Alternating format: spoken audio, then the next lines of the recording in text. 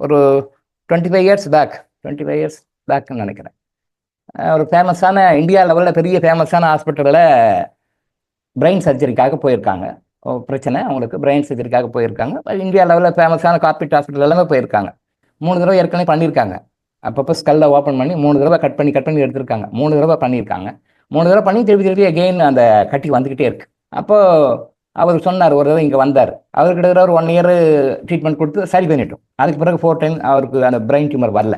அதுக்கு முன்னாடி 3 time operation பண்ணியிருக்காங்க. ஸ்கல்லை ஓப்பன் பண்ணி ஆடிட்டர் அவர் பண்ணியிருக்காங்க. 4வது டைம் நம்மகிட்ட வரும்போது 1 இயர் ட்ரீட்மெண்ட் கொடுத்தோம். அவர் சரியாயிட்டார், நார்மல். அதுக்கு பிறகு அவருக்கு அந்த ஸ்கல்லை ஓப்பன் பண்ண வேண்டிய அவசியம் இல்லை, மூளை கட்டி வரவே இல்லை.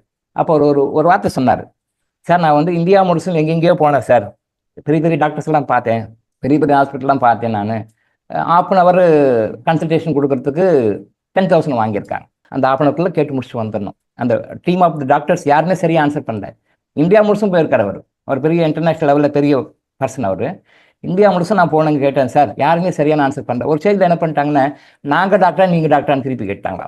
நான் வந்துட்டு உங்களை கேள்விப்பட்டு வந்தேன், ஆனால் நீங்கள் வந்து நான் கேட்காத விஷயத்தெல்லாம் நீங்கள் சொன்னீங்க. இந்த மூளையில் கட்டி வர்றதுக்கு இன்டர்னல் ரீசன் என்ன, எக்ஸ்டர்னல் ரீசன் என்ன, கண்ணுக்கு தெரியாத காரணங்கள் என்ன, கண்ணுக்கு தெரிந்த காரணங்கள் என்ன அப்படின்னு சொல்லி அழகாக புட்டு வச்சுட்டீங்க. ஆனால் எப்படி சார் நீங்கள் வந்து இவ்வளோ விஷயத்த சொன்னீங்க? என் மனசில் இருந்து கேட்காத கேள்விகளுக்கும் ஆன்சர் நீங்கள் சொல்லிட்டீங்க, தரவாக புரிஞ்சுட்டீங்க. இவ்வளோ வயசு சின்னதாக இருக்கீங்க, எப்படி அவ்வளோ பெரிய சீனியர் டாக்டர்ஸ் எல்லாம் முடியல ஆன்சர் பண்ண? துரத்தியாக விட்டாங்க. இல்லை, இது டாக்டர் எதுங்கோ பேசலை, இறைவன் வந்து சித்தர்களும் அவங்க வந்து என்கிட்ட உட்காந்து சொல்கிறாங்க, நான் சொல்கிறேன், அவ்வளோதான். It is not the words of doctor Ilango.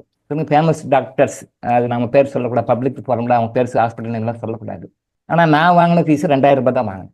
சொன்னார் அவர், சார் 2,000 ரூபாய்க்கு இவ்வளோ தெளிவாக விளக்கமெல்லாம் சொன்னீங்க, 2,000 ரூபாய்க்கு இவ்வளோ விளக்கம் சொன்னீங்க, 10,000 ரூபாய் கொடுத்து 10 இடத்துல போயிட்டு வந்துக்கிறேன் சார், யாரும் கரெக்டாக ஆன்சர் பண்ணவே இல்லை, கேட்காத கேள்விக்கு ஆன்சர் பண்ணுங்க. இதுதான் ஞானம்.